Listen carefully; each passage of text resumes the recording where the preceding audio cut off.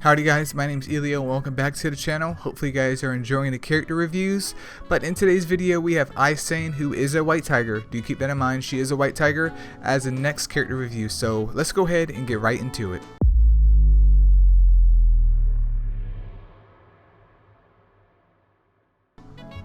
Alright, so with this SR version of Isane, I'm not sure if there's going to be more future iterations of her, but for this video, the SR version is a specialty type, and her main selling points are being a support unit and healing over time. So hopefully she has some heals to back up her presence being on the team. So for her skills, her combo skill Rush Out, basically what this does is deals damage to a single enemy. Obviously, I think all combo skills just deal damage to a single enemy. I haven't come across one that is like AoE or anything like that. But deals damage to a single enemy and immediately heals ally with the lowest HP for 20% plus 10 flat HP, then continues recovering ally with lowest HP for 2 rounds. I think that's one of those moves already that it sounds very, very good on paper, but I'm not sure exactly how well that performs because it looks like healing skills off of her attack, so we do need to make her do a lot of damage if we want to get the most healing out of her. So it probably comes down to testing, really, just to see how potent this is, because this could either be something, I wouldn't say like game breaking, this could be something that's acceptable, or it could just be pretty much bad. Let's go over here to her rage skill though, which is Ice and Hido 31, and this one deals damage to a single enemy, so she is a single target unit only. Keep that in mind. She does not have any AoE moves, but immediately heals ally with the lowest HP once again for 40% of her attack, and then of course with the 10 flat HP added to it. And it also has recovery up there.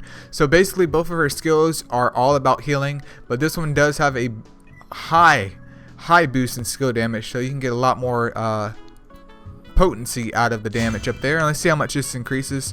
So it looks like the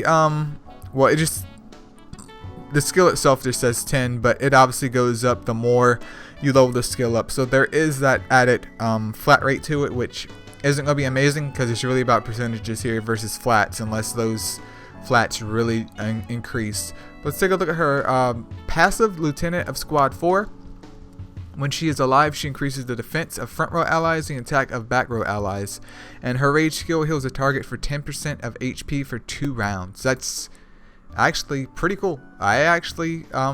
Yeah, I thought this was going to be like a bad move, but that's actually pretty cool. So there's a flat increase in both attack and defense depending on what unit that you have, and it seems to go up by 10 depending on what unit you have and where they are at in terms of your team composition.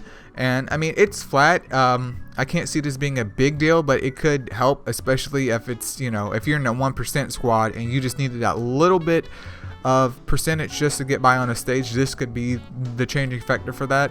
And it's also nice that not only her rage skill heals you already, but from what it sounds like, it doesn't really, you know, it just ignores how much her attack is for her passive, and it literally heals them for up to 20% of their HP once the 2 rounds are over, versus, you know, her being maybe too weak to heal one of your black tortoises that have taken a lot of damage. So that's pretty cool.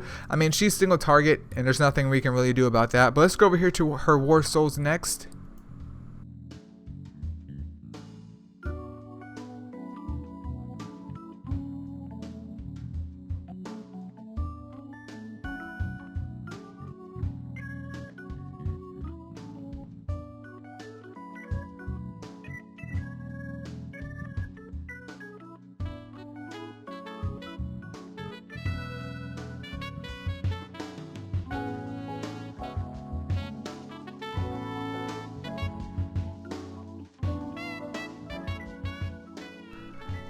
Alright, so wrapping up the War Souls, let's go over here and check out her Heroic War Soul next.